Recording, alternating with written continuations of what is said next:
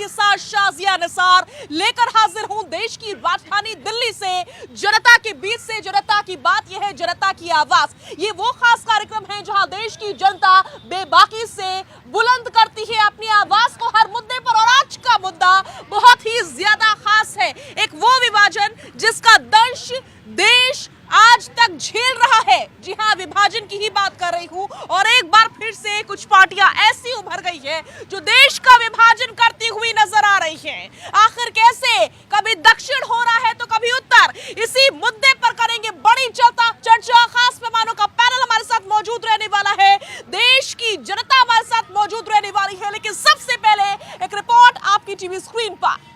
The power of this BJP is only winning elections and mainly in the heartland states of Hindi and what we generally call as the Gomutra states.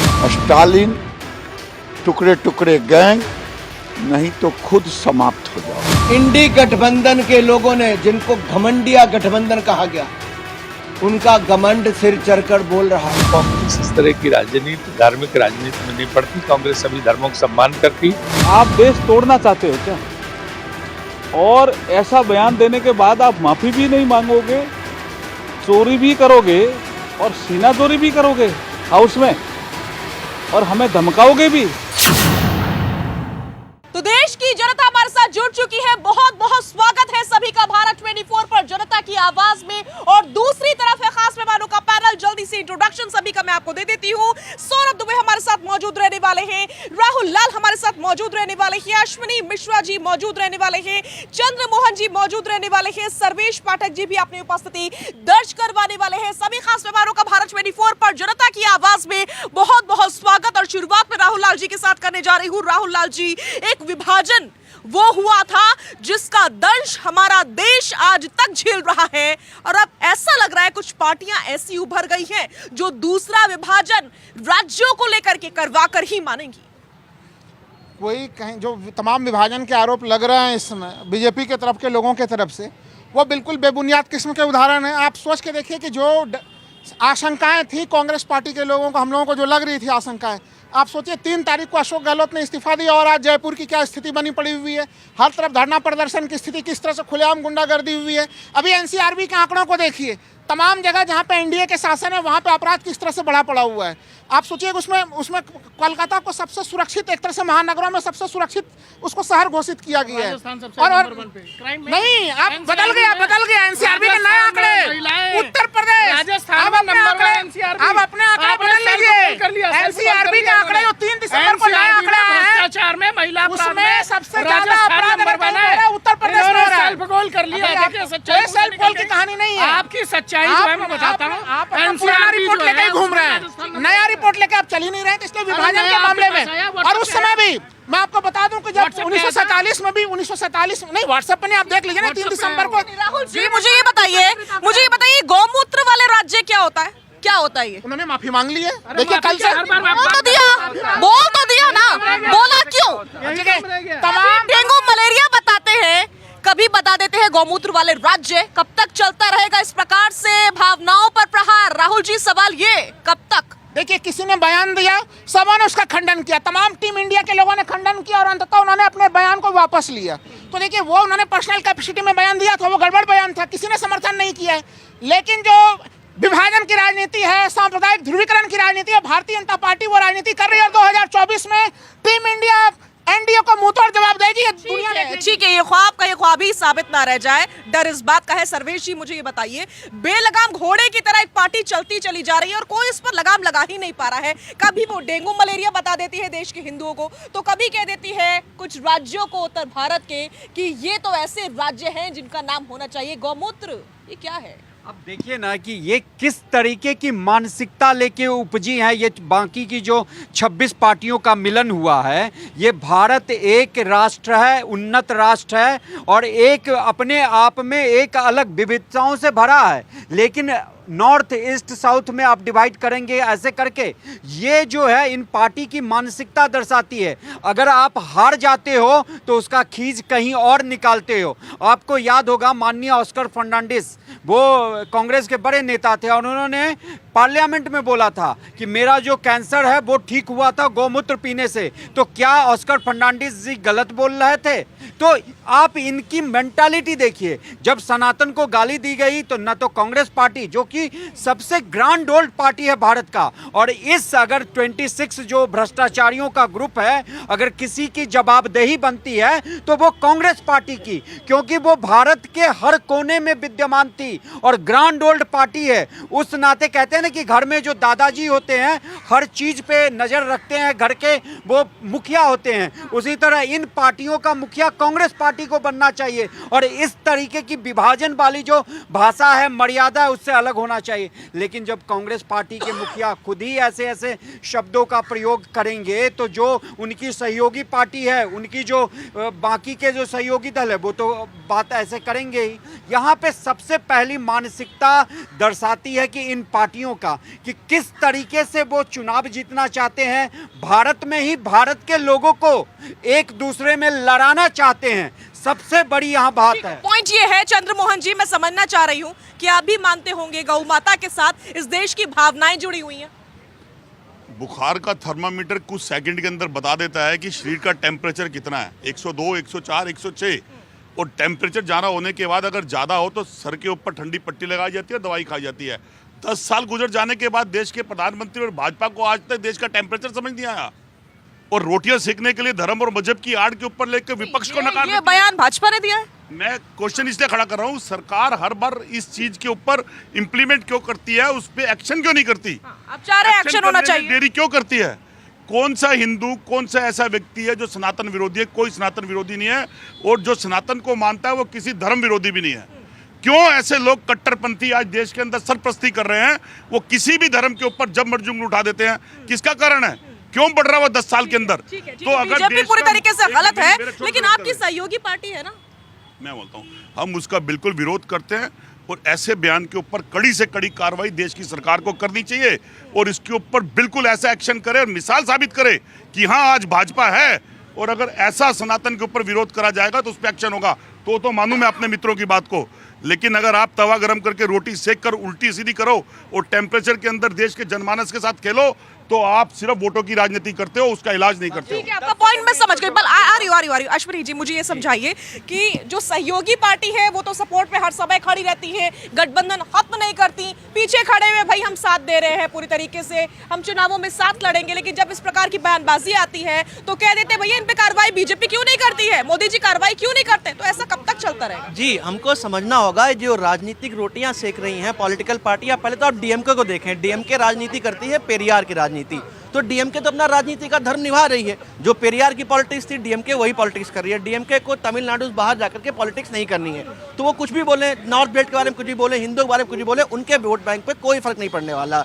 ये जिम्मेदारी बनती है India के उन बाकी गठबंधनों की कि आप उन पर लगाम लगाएं, उन पर अंकुश लगाएं और उनके खिलाफ बयान दें। अगर वो कुछ गलत बोलते हैं तो उसको ऑन ना करें। आपने देखा सनातन पर उन्होंने बोला, वहाँ बोला, आपको परिणाम यहाँ देखने को मिले। अगर आप ऐसे ही उनका समर्थन करते रहेंगे, उनकी बयानबाजी का विरोध नहीं करेंगे, तो ये जनता बेवकूफ़ नहीं है, जनता उसका जवाब देगी। एक बात मैं जरूर कहना चाहता हूं कि जनता की भी जिम्मेदारी बनती है। अगर हम नॉर्थ इंडियन लोगों से पूछें कि साउथ में कौन कौन से स्टेट हमारे लिए सब मद्रासी कहलाते हैं, सेम उनके लिए भी सारे नॉर्थ इंडियन कहलाते हैं। नॉर्थ ईस्ट की 7 सिस्टर को हम सबको एनी, चिंकी, पता नहीं क्या क्या नामों करते हैं। तो कहीं ना कहीं हमने माइंडसेट, जनता ने भी अपने दिमाग में विभाजन बना रखा है, जिसका ये नेता बार बार फायदा उठाते रहते हैं। तो ये हमारी नैतिक जिम्मेदारी बनती है कि हम इन नेताओं का विरोध करें, उन पॉलिटिकल पार्टियों की भी जिम्मेदारी बनती है वो इन नेताओं का विरोध करें जो ऐसी समाज में असमानता और फैलाने वाली बातें करते हैं। यह सबकी जिम्मेदारी बनती है। ये जिम्मेदारी सबकी है। सौरभ जी प्लीज थोड़ा सा आगे आइए, मैं समझना चाह रही हूँ क्या वाकई हम उस कगार पर पहुंच चुके हैं? कुछ पॉलिटिकल पार्टीज जो कर रही हैं, पूरा उनका पॉइंट सेट है, प्लान है, कुछ ऐसी तस्वीर साफ नजर आ रही है कि विभाजन तो दोबारा करके रहेंगे,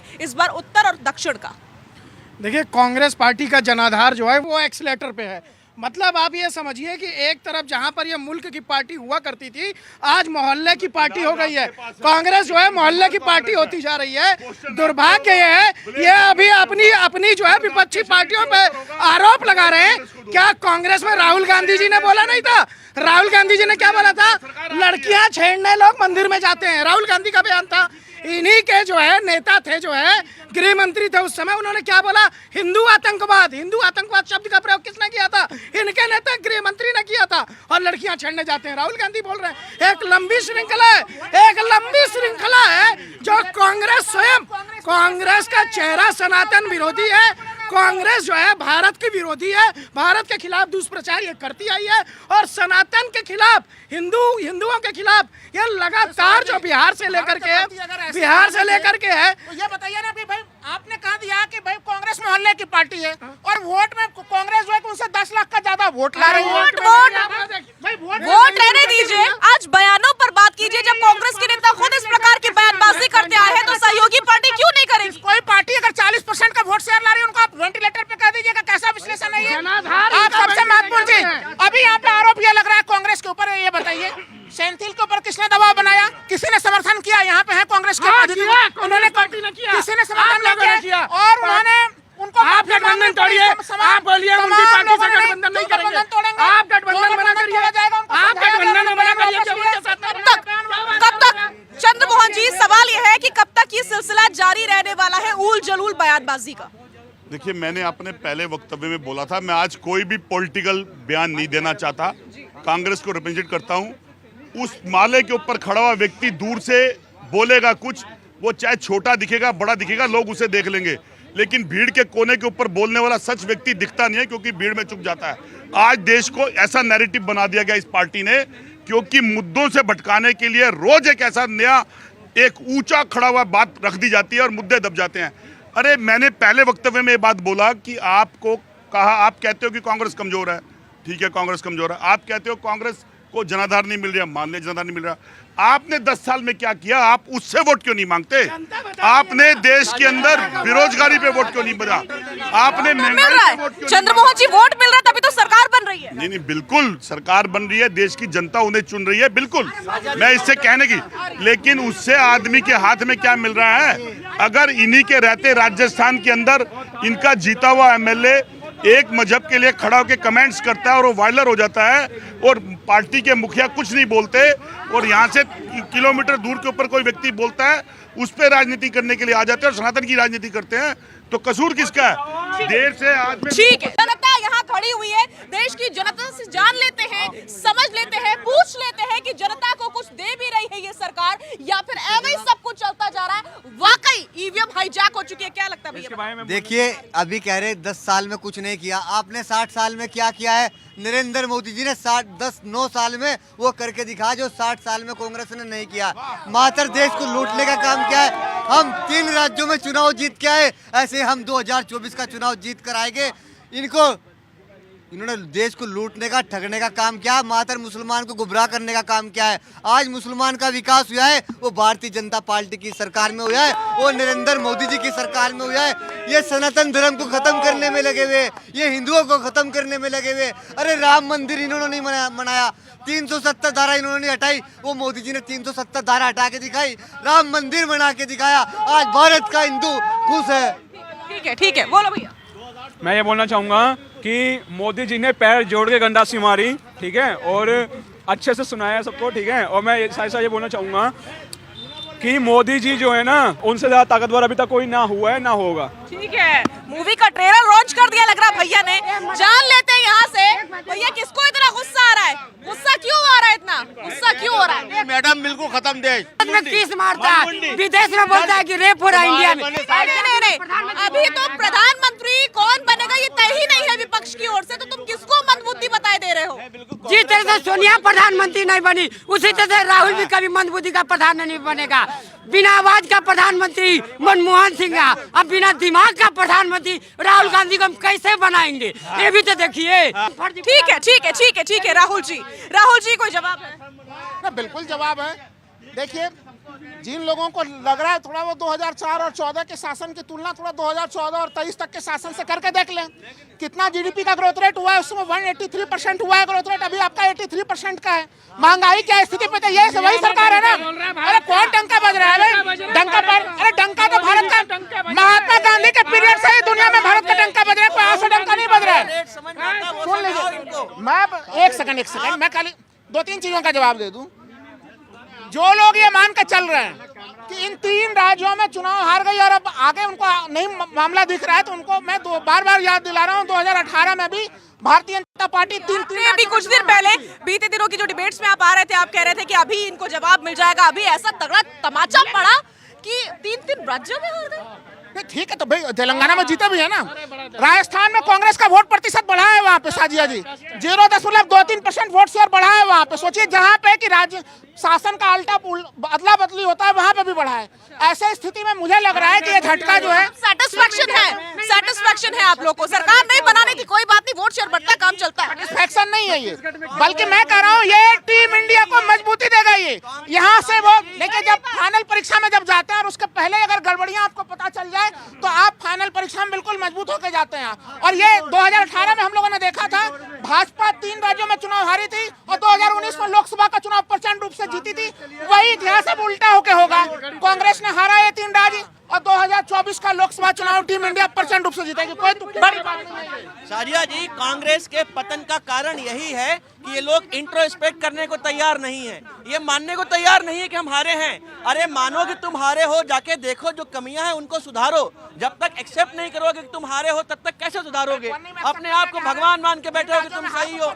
अरे अभी तुम बोल रहे हो कि कहाँ हारे हम, तो ये बहुत, अरे आप इनको वो आंकड़े मत गिनाओ, आप जनता का जवाब सुन रहे हो, आप इनको वो आंकड़े मत गिनाओ, आप देखो कि इनको क्या सही लगता है, देखो जनता का रिएक्शन देखो आप।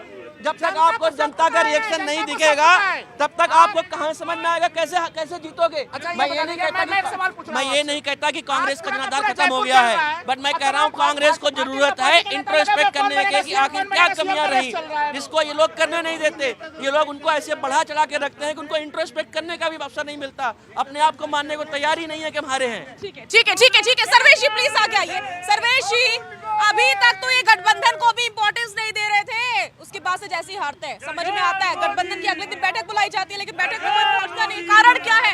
एरोगेंस है, ओवर कॉन्फिडेंस है कांग्रेस का, क्या चल रहा है? देखिए साजिया जी, ये जो गठबंधन बना था पहले से ही पता था कि ये बेमेल गठबंधन है। अब देखिए दिल्ली का रास्ता यूपी से होके जाता है, यूपी में टोटल लोकसभा की 80 सीटें हैं। जब अखिलेश यादव क्या किए, इतने हाई हंगामा हुआ, चिड़कुट बोला गया, अखिलेश बोला गया। अखिलेश जो है उनकी पार्टी समाजवादी पार्टी 0.46% जो है वो मध्य प्रदेश में वोट लेके आती है। अखिलेश जी कहते हैं अजय राय के बारे में, जो कांग्रेस के यूपी के अध्यक्ष है, कौन है वो, चिरकुट पार्टी है कांग्रेस पार्टी, और टोटल 80 सीट का कहते हैं कि हम मालिक हैं। तो आप अंदाजा लगाइए कि साउथ इंडिया से 130 सीटें आती हैं लोकसभा में।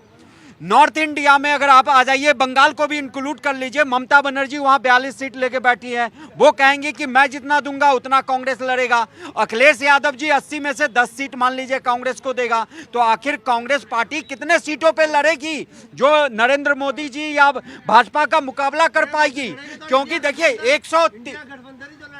130 सीटें अगर साउथ इंडिया का है, बाकी का इधर जो सीटें हैं 415 सीट, तो उस 415 में से 40 सीट बंगाल का हटा दीजिए, उसके बाद जो सीटें हैं वहां पे कांग्रेस की स्थिति क्या है? दूसरी बात, राहुल लाल जी बोल रहे थे कि 2004 से तुलना कर लीजिए। राहुल लाल जी, हमारी इकोनॉमी 10वें नंबर पे थी जब मनमोहन सिंह जी, भारत के सबसे पढ़े लिखे प्रधानमंत्री, एक मिनट मुझे बोलने दीजिए, फिर आप काउंटर करिएगा। राहुल जी, परचेजिंग पावर का पैरिटी के अनुसार अभी भी भारत 3रे नंबर पे ही है, तो सोच लीजिए ऑयल बॉन्ड कितना चुकाना पड़ा माननीय मनमोहन जी, जो देश के सबसे पढ़े लिखे प्रधानमंत्री थे। आज हम $3 ट्रिलियन की इकोनॉमी हो गए। सेंसेक्स हमारा BSE सेंसेक्स $4 ट्रिलियन के क्लब में शामिल हो गया है। आज हम ब्रह्मोस मिसाइल, तेजस एयरप्लेन बेच रहे हैं बाहर। 10 सेकंड जब AK एंटनी जी हमारे देश के रक्षा मंत्री थे, उन्होंने मना कर दिया था फाइटर प्लेन खरीदने से। अब हम तेजस को भारत में निर्माण करके बाहर के देशों को बेचने में सक्षम बन रहे हैं। 2008 में ठीक है, जनता की बात कर लेते, जनता से सुन लेते, जनता क्या कहना चाहती है। मैं मुझे एक बात बोलनी है, काफी देर से पब्लिक सुन रही है और सभी बोल रहे हैं, हल्ला मत कर, आराम से सुनने जो बोलूँगा। तो मैं ये कहना चाह रहा हूँ मैम कि बीजेपी की सरकार चल रही है इस टाइम पे, और जीत भी रहे हैं। ठीक है भैया, बीजेपी की सरकार है और बीजेपी जीत भी रही है हर जगह। मैं एक बार पीछे लेने जाना चाहता हूँ थोड़ा सा पहले जो रास्ता पृथ्वीराज चौहान का था भारत में, ठीक है, फिर मुगल आए, 800 साल उन्होंने राज करा, 250 साल अंग्रेजों ने राज करा, फिर कांग्रेस आई 70 साल, और अब जो बीजेपी चल रही है। एक छोटी सी कॉमन सी बात है मैम, क्या बीजेपी को सिर्फ 800 साल याद रहते हैं मुगल के, क्या 250 साल अंग्रेजों के याद नहीं रहते? ठीक है, तो मुद्दा ये है कि मुगल का कार्यकाल याद रहता है लेकिन अंग्रेजों का कुछ भी याद नहीं रहता। तो सवाल उठता है, जवाब तो देना पड़ेगा। मैं ये कांग्रेस प्रवक्ता से मैं ये एक चीज बता देना चाहता हूँ, जो आप हार चुके हो इस हार को स्वीकार करो। और आपको मैं एक सजेशन दे देना चाहता हूँ, असफलता एक चुनौती है, उसे स्वीकार करो, क्या कमी रह गई देखो और सुधार करो। लेकिन दिक्कत ये है, ये लोग सुधरने का नाम नहीं ले रहे। चुनाव से पहले ये लोग सनातन का विरोध करते हैं और चुनाव का रिजल्ट आने के बाद ये लोग EVM का रोने लगते हैं। ये दो मुद्दे छोड़ दो, अभी भी वक्त है, सुधर सकते हो, नहीं तो आने वाले वक्त में 2029 में एक भी सीट नहीं मिलने वाली है। ठीक है भैया, ठीक है, और कौन बोलना चाह रहा है? मैं ये कहना चाह रहा हूँ, राहुल लाल जी कह रहे हैं कि 2004 से 14 के बीच में क्या नहीं हुआ। 2004 से 14 के बीच में एक तो ये हुआ कि जब भी कोई बजट की बात आती थी तो प्रधानमंत्री जी का व्यक्ति होता था कि पैसे पेड़ पे नहीं लगते, ये सुधार हुआ है। और अब ये कह रहे हैं कि इतना कर्जा हो गया है देश पे। मैं राहुल लाल जी आपको कहना चाहता हूँ, कर्जा भी उसी को मिलता है जो चुकाने की हैसियत में होता है, वरना किसी रेहड़ी वाले को कभी भी 1 करोड़ रुपया कर्जा नहीं मिलेगा। जिसको 1 करोड़ रुपया कर्जा उसी को मिलेगा जो चुकाने की कैपेसिटी रखता है। आप कर्जे को ऐसे मत मानो, कर्जा ऐसे ही है। पहले कभी उन्होंने, आज तक आपकी सरकारें जहाँ जहाँ है ना, वो हमेशा बजट का रोना रोती है। क्यों रोती है आपको पता है? वो बजट सेंटर में आता है इन माँ बेटों के पास, इसलिए रोती हैं। ठीक है भैया, एक सेकंड, शांति का दान दो भैया, शांति का दान दो। ये बताइए कि देश को जिस तरह से दक्षिण और उत्तर में बांटा जा रहा है, ये कहा जा रहा है कि जो उत्तर के राज्य है वो तो गौमूत्र राज्य है, क्या ये सही है? इस प्रकार की बात है मैडम ये, और ये जब तक इन लोगों की आंखों में गुलामी का चश्मा रहेगा तब तक ये लोग मोदी का काम नहीं देख पाएंगे। मोदी का काम जब ही नजर आएगा जब ये लोग अपनी आंखों से गुलामी का चश्मा उतार देंगे। इनकी आंखों में अभी भी वही चढ़ा हुआ है नशा। ये लोग सनातन धर्म का अपमान करता है मैडम, और सनातन के लिए सनातन पे लोग कुर्सी में बैठा। एक कांग्रेस फर्जी कांग्रेस है। आइए अंडरवर्ल्ड और अकबर से खासी नफरत नजर आती है।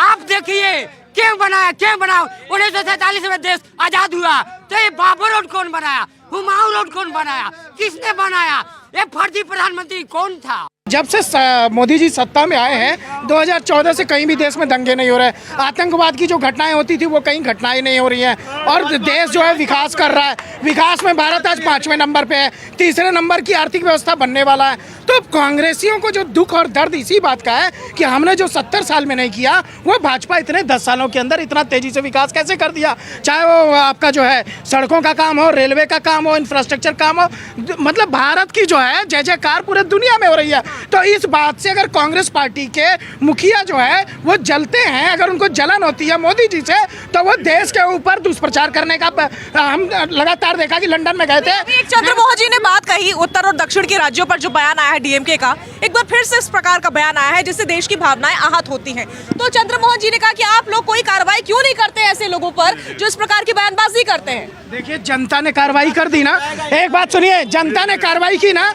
एक भी जो है जो सनातन के खिलाफ बोलेगा, जो गौ वंश के खिलाफ बोलेगा, गौ हत्या पर जो तो बिल्कुल जनता तो हिसाब करेगी, लेकिन आप लोग क्या करेंगे? सब जगह जो है कानून व्यवस्था के हिसाब से काम हो रहा है, कहीं नहीं। कानून जो है वो अपना काम कर रहा है। इनके नेता पहले बयान देते हैं, फिर वापस बोलते हैं भैया माफ कर दो, गलती हो गई। ये इनका जो है, ये कांग्रेस पार्टी का और इनके साथ गठबंधन की जो विचारधारा है वो कहीं न कहीं सनातन विरोधी है, और जनता इस बात को जानती है। तो इनका जो अपराध है, उस अपराध की सजा जनता दे रही है। कानून की आवाज है, कौन सी चट्टान? ये अखिलेश यादव इनके साथ नहीं रहना चाहते, ममता बनर्जी इनके साथ नहीं रहना चाहती। ठीक है आर्य चंद्रमोहन जी, राहुल जी, आप कह रहे हैं चट्टान की तरह साथ में खड़ी है। कैसी चट्टान है कि इस चट्टान के जो हिस्से वो नजदीक आते ही नहीं, बिखरे हुए नजर आ रहे हैं। अखिलेश को बता दिया, अरे अखिलेश को छोड़िए, कमलनाथ ये कहते हैं, वो आते ही नहीं है फिर मीटिंग में। ममता जी कहती है मुझे तो पता नहीं कोई मीटिंग रखी भी है। उधर नीतीश के मंत्री नाराज नजर आ रहे हैं और आप बता रहे चट्टान। बिल्कुल, अब देखिए, मैं कह रहा हूँ कि इनके एनडीए में 38 घटक दल थे, उसमें से आप अपने गठबंधन की बात, मैं अपने घर पे ही आ रहा हूँ। उसमें से कई सारे घटक दल वहाँ पे छोड़ के जा चुके हैं, AIDM के जा चुके, कुकी पीपल्स अलायंस जा चुके हैं, कई राज्य जा चुके हैं, जबकि इधर जो है कि वो संख्या 26 थी 28 हो चुकी है। और जिन लोगों को लग रहा है, अरे समाजवादी पार्टी 17 दिसंबर को दिल्ली में टीम इंडिया की बैठक हो रही है और उसमें तमाम लोग आ रहे हैं, तमाम लोग। बड़ी खुशी की बात कोई हो ही नहीं सकती, चुनाव हारे तो हारे, लेकिन बैठक में सब मिलेंगे। और जो लोग ये कह रहे हैं कि सुन लीजिए, बिल्कुल 17 दिसंबर को बैठक हो रही है, बैठक होगी और तमाम। सुनिए राहुल जी, एक बार पूछ लीजिए कहीं फिर से आपकी फजीहत ना हो जाए। मैं कह रहा हूँ टीम इंडिया में चट्टानी एकता की बात मैं इसलिए कर रहा हूँ कि ये नेता अपने इच्छा से नहीं आ रहे हैं। चट्टानी एकता में अपने इच्छा से नहीं आ रहे हैं। अगर अखिलेश यादव इसमें आने के लिए बात है तो जनता का दबाव है। ममता बनर्जी अगर आने के लिए बात है तो पश्चिम बंगाल का जनता का दबाव है। आए नहीं 17 दिसंबर को सभी के सभी आपको आते हुए नजर आएंगे यहाँ पे। ठीक है। देखिए, मेरे 3-4 प्रश्न है। 2014 का इलेक्शन राम मंदिर पे लड़ा, 2019 का इलेक्शन मुद्दे से लड़ेगा, 24 में क्या भाजपा विकास पे इलेक्शन लड़ेगी? क्या महंगाई पे लड़ेगी? क्या बेरोजगारी पे लड़ेगी?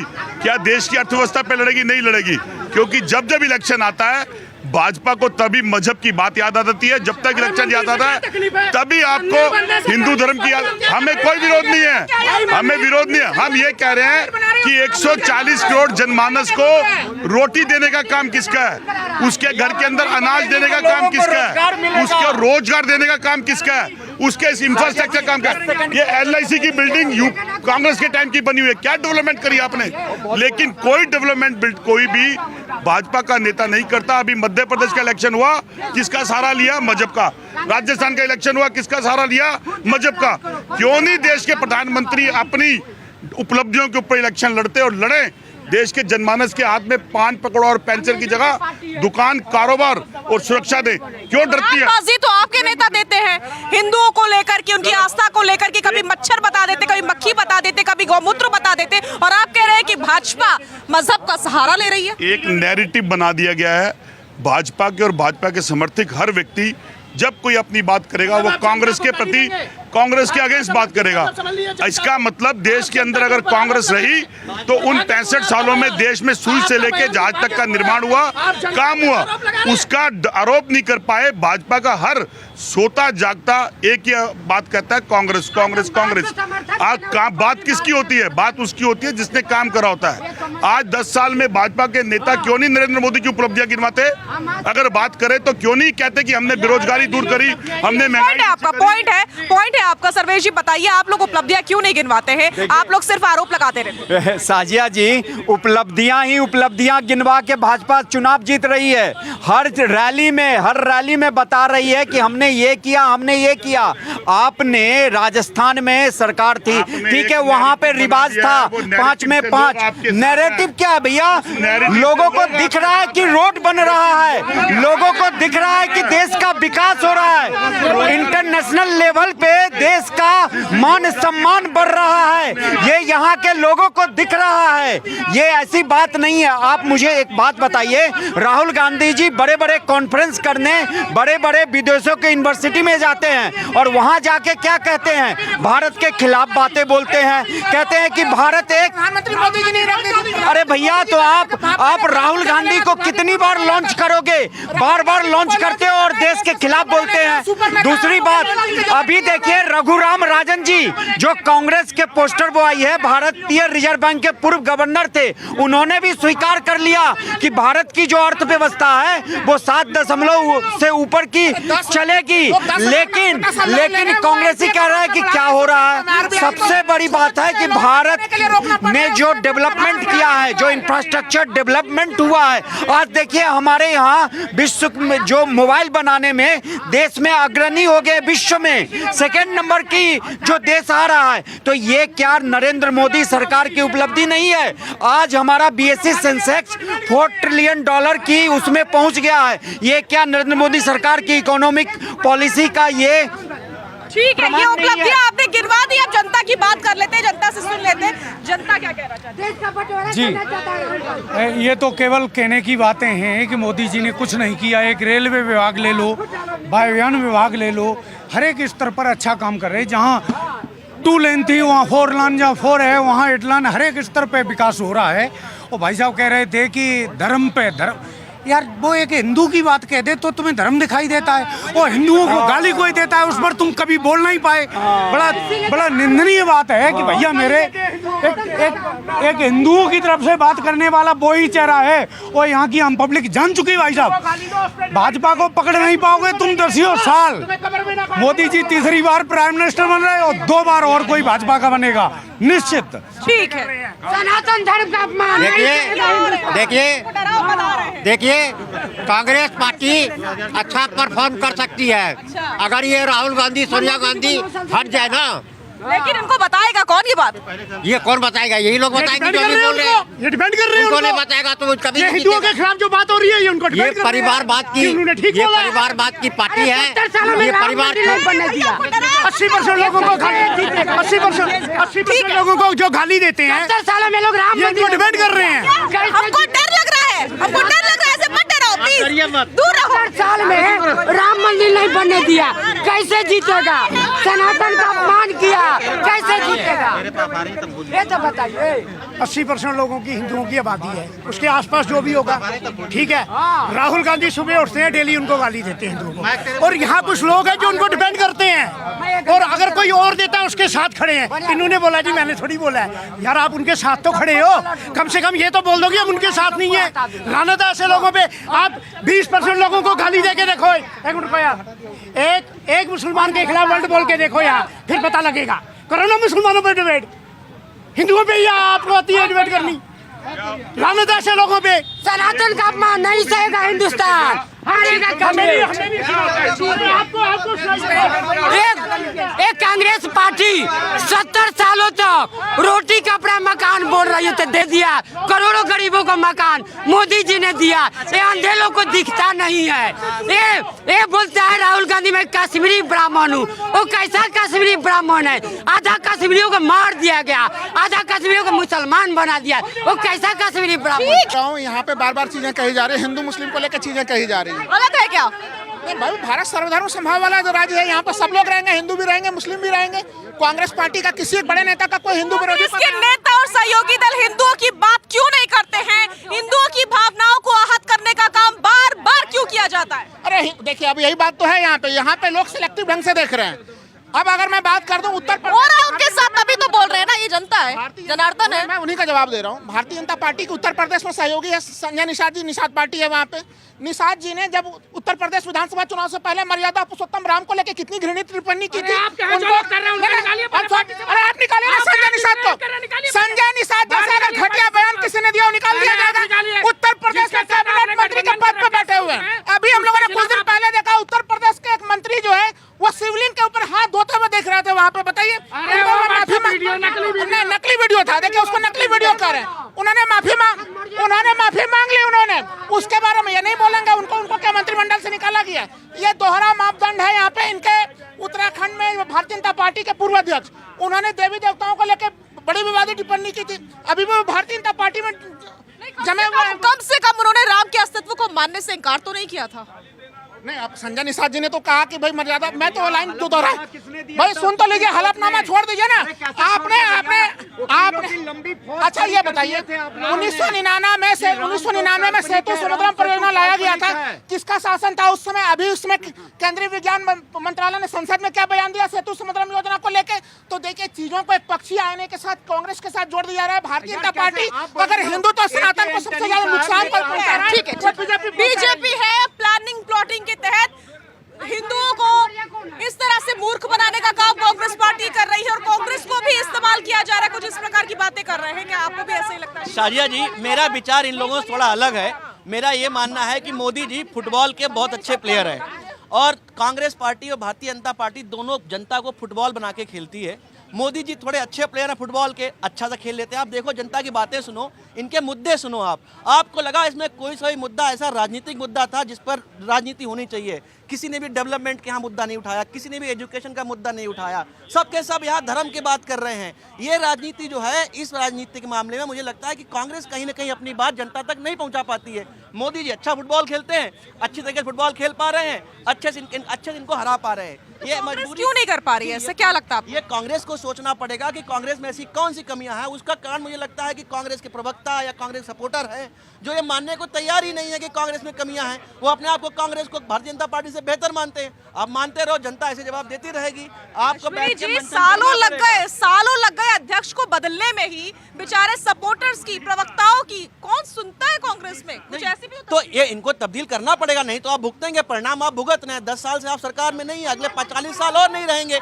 अगर आपका यही रवैया रहेगा तो आप 40 साल सरकार भूल जाओ, 2024 भूल जाओ, 2047 की बात करो। अगर आपको उससे पहले आना है तो आपको अपना रवैया बदलना पड़ेगा, अपनी गलतियों का इंट्रोस्पेक्शन करना पड़ेगा। भारतीय जनता पार्टी ने जो फुटबॉल खेला है इन लोगों के साथ में, आपको उसी फुटबॉल गेम में हराना पड़ेगा इनको, नहीं तो आप जो है खेलते रहे। आप देखें कांग्रेस की बात आखिर इन तक क्यों नहीं उठा पाती? आखिर कांग्रेस ने क्या ऐसा कुछ काम नहीं किया? जब देश आजाद हुआ था, देश की क्या हालत रही होगी? उसमें सरकार चलाना मुश्किल होता है, बहुत असंभव होता है, तब उन्होंने सरकार चलाई। तो ये कह देना कि कांग्रेस ने कुछ नहीं किया गलत है। बट कहीं ना कहीं कांग्रेस अपनी बात जनता तक पहुंचाने में असमर्थ है और जिस पे उनको काम करना पड़ेगा। ठीक है चंद्रमोहन जी, कांग्रेस के सहयोगी दलों के द्वारा बार बार हिंदुओं पर अपमानजनक टिप्पणी होना क्या कांग्रेस को नुकसान नहीं पहुंचाता? टेक्निकली बताइए। देखिए, बिल्कुल एक नैरेटिव देश के अंदर आज सत्तारूढ़ पार्टी ने कांग्रेस के प्रति और कांग्रेस के नेताओं के प्रति जो बना दिया है, ये सच नहीं है क्या? टेक्निकली मुझे बताइए, क्या नुकसान नहीं पहुंचता आप लोग को? बिल्कुल सच नहीं है। जैसे अदालतों के अंदर एक मुस्लिम का पक्ष और एक जो मुस्लिम होता है उसके पक्ष के 2 वकील होते हैं। अगर 2 वकील अदालत में नहीं जाएंगे तो अदालतें बंद हो जाएंगी। बयान तो सबके सामने है। मेरे वक्तव्य को पूरा होने दीजिए। अगर अरे सुन लीजिए, फिर बीच में बोलने दीजिए। आप डरते, मुझे समय, आप कमजोर क्यों हैं इतने? दूसरे को बोलते समय डरते क्या? सत्ता में भी आप उसके बाद भी डरते हैं। आपके साथ जनता भी है फिर भी डरते हैं आप। अगर हम कुछ बोलना चाहते हैं, बोलने क्यों नहीं देते आप? देखिए, बेसिक क्या है, अगर अदालतें तब चलती है जब दोनों पक्ष होते हैं। अगर किसी एक बात के लिए एक पक्ष जाता है तो इसका मतलब ये नहीं है कि वो मजहब यार एक मिनट बात करने दीजिए, कि वो मजहब को नहीं मानता। एक गलत नैरेटिव है, क्योंकि अगर कोई चीज के लिए कोई व्यक्ति केस लड़ रहा है तो वो उस मजहब का अगेंस्ट नहीं लड़ रहा, वो उसके पास क्लाइंट क्या लड़ रहा है। तो ये बात कांग्रेस के साथ जोड़ देना बिल्कुल गलत है कि कांग्रेस सनातन के विरोध में है। कांग्रेस का कोई भी व्यक्ति सनातन के विरोध में नहीं है। लेकिन हमारा एक नैरेटिव है, देश के अंदर हर मजहब, हर धर्म के लोग को सम्मान मिले। किसी भी धर्म और किसी के मजहब के लोग के ऊपर कोई भी कट्टरपंथी व्यक्ति उंगली ना उठाए, बस। ठीक है। ये देश में हिंदू मुसलमान करने का काम क्या बीजेपी करती है? सवाल मैं इसलिए पूछ रही हूँ क्योंकि कांग्रेस के द्वारा तो यही आरोप लगाया जा रहा है। देखिए, अभी जिस प्रकार से इन्होंने बोला कि वकील है, उसका वो है, कुछ भी ले सकता हो, तो यही कह रहा हूँ, कांग्रेस पार्टी ने धर्म को भी धंधा बना करके बेचा इस देश में, और इन्होंने हिंदू मुसलमान किया शुरू से। धर्म और सुनिए, अभी आपके कांग्रेस प्रवक्ता ने क्या बोला कि क्लाइंट है तो केस ले लो। इनके वकील जो है रात को 3 बजे कोर्ट खुलवा करके आतंकवादियों का केस लड़ते हैं। क्या ये सच घटना नहीं है? क्या ये झूठ घटना है? जब देखिए, ये गलत बयान। यही मैं कह रहा हूँ, कांग्रेस पार्टी का जो दिमाग है वो सनातन विरोधी और हिंदुओं के खिलाफ दुष्प्रचार करने में भ्रष्ट हो चुका है। ये पूरा जो भ्रष्टाचारियों का गठबंधन है। अरे तो वकील इंडिविजुअली केस लड़ा है, लेकिन वो वकील जो है वो कौन सी पार्टी से जुड़ा हुआ है? एक चीज ये बता दीजिए, अलग अलग वकील का अपना व्यक्तिगत व्यवसाय होता है। तो भ्रष्टाचार में लिप्त लोग तो कांग्रेस में होते हैं। कौन सी पार्टी से जुड़े हुए? आतंकवादियों का केस लड़ने वाले सुन लीजिए, आपको शर्म आनी चाहिए, मांगनी चाहिए। केंद्रीय विज्ञान मंत्रालय के मंत्री जितेंद्र किस प्रकार का बयान दे रहे हैं? क्या बयान है? किस प्रकार का बयान दे रहे हैं? आप धंधा जो है वो धर्म को जोड़ने करेंगे, धंधा को धर्म से जोड़ेंगे। आप हिंदुओं के खिलाफ बोलने के लिए पैसे लेकर के कोर्ट में जाकर के उनके खिलाफ लड़ेंगे। आप किस प्रकार की बात कर रहे हैं?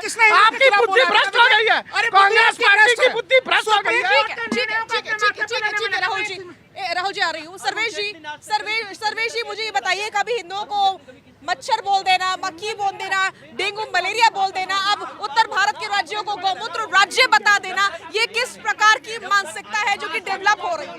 देखिए, ये मानसिकता आज से डेवलप नहीं हो रही है। आप अगर हमारे देखेंगे जो सबसे आ रही है, भारत आजाद हुआ था, पवित्र सोमनाथ मंदिर जी का निर्माण हुआ था और उस समय हमारे देश के प्रथम राष्ट्रपति श्री राजेंद्र प्रसाद जी उसमें जाना चाहते थे। नेहरू जी ने उनको रोक दिया और उनका जो वहां पे आधिकारिक भाषण था उसको रिकॉर्ड में नहीं आने दिया। तो आप इस बात का अंदाजा लगा सकते हैं कि ये कोई बात नहीं है। जब से भारत आजाद हुआ तब से हिंदुओं को ये देखना पड़ रहा है। जो एक हिंदू बहुल देश है, विश्व में एक ही देश है, वहां पे हिंदुओं को डबल स्टैंडर्ड की जिंदगी जीनी पड़ रही है। अगर 2014 के बाद कोई राइट विंगर पत्रकार या कोई राइट विंगर हिंदुओं की बात करने लगा है, हिंदू अपने बारे में बात करने लगा है, तो इनमें खलबली मच गई। खलबली इसलिए मच गई कि इनकी दुकानें बंद हो चुकी है। ये जो झूठ फरेब हिंदुओं को जाति धर्म में डिवाइड कर देते थे, मुस्लिम तुष्टीकरण करके वोट लेके भारतवर्ष में राज कर रहे थे, लेकिन इसके ऊपर थोड़ा सा जवाब में नहीं, जाति धर्म में डिवाइड ही कर रहे थे ना। आप मैं बता दे रहा हूँ 2022 में उत्तर प्रदेश के चुनाव का पहले केंद्रीय मंत्रिमंडल का विस्तार हुआ। पहली बार स्वतंत्र भारत में ऐसा हुआ कि केंद्रीय मंत्रिमंडल के विस्तार के बाद हर एक मंत्री का जाति बताया गया। तो भाई कहते हैं आप फिर आप कांग्रेस के ऊपर आज आप कैसे कह रहे चार जाति है, गरीब महिला ST/SC की पार्टी नहीं है, ये सवर्णों की पार्टी है। जब आप पार्टी पे ये सिंबल लगाओगे तो दूसरी आपको जवाब कैसे देगा? बीजेपी के लोग नहीं। ये बताइए, वाजपेयी जी ने हिंदू तन मन, हिंदू जीवन, रग रग हिंदू मेरा परिचय 2014 से पहले ही कहा था ना। तो फिर आप ऐसे कैसे बोलो 2014 से पहले हिंदुओं की बात नहीं कर सकता था कोई? हिंदुओं की बात इस तरीके से नहीं होती। अब क्या समस्या आ गई है कि हर आदमी जो सनातनी है वो अपने अधिकारों का आवाज उठा रहा है। राम राज्य नहीं है। ये अलग बात है कि कांग्रेस अपनी बात रख नहीं पा रही है, भाजपा रख पा रही है, कोई राम राज्य नहीं है। नानी कहती है कि दूसरे के घर में हम अगर राम मंदिर बन रहा है तो हम वहाँ नहीं जाएंगे, और जब चुनाव आता है तो चुनावी हिंदू बन के हनुमान चालीसा का पाठ करते हैं। क्यों नहीं चाहिए? आपने उसको हिंदू मुस्लिम तक सीमित कर दिया। रही बात केस लड़ने के आतंकवादियों की, क्या अरुण जेटली ने क्रिमिनल के केस नहीं लड़े हैं? आतंकवादी। ठीक है, जनता की बात कर लेते हैं। जनता क्या कहने जा रही है? मैडम, 70 सालों में इन्होंने बेरोजगारी पे कोई काम नहीं किया, एजुकेशन में बात नहीं करी, लेकिन 9.5 साल के अंदर इनको इन सभी मुद्दों पे बात चाहिए। महंगाई का रोना वो सरकार रो रही थी जो 3 राज्यों में हारी और जनता ने जवाब दिया। रीजन, हिमाचल के अंदर ये जीत करके आए बेरोजगारी का मुद्दा लेकर के, लेकिन आता ही 8% वैट डीजल पे इन्होंने बढ़ा दिया। तो काहे का मुद्दा था इनका बेरोजगारी का? जनता को सिर्फ गुमराह करना ही इनका ओहदा रहा है और कुछ नहीं। और इनकी जो घबराहट है वो सिर्फ एक मोदी से ही है, क्यों? वो एक ऐसा शख्स था जो ने फील्ड में उतर करके ना सारी दृश्य ही बदल दिया।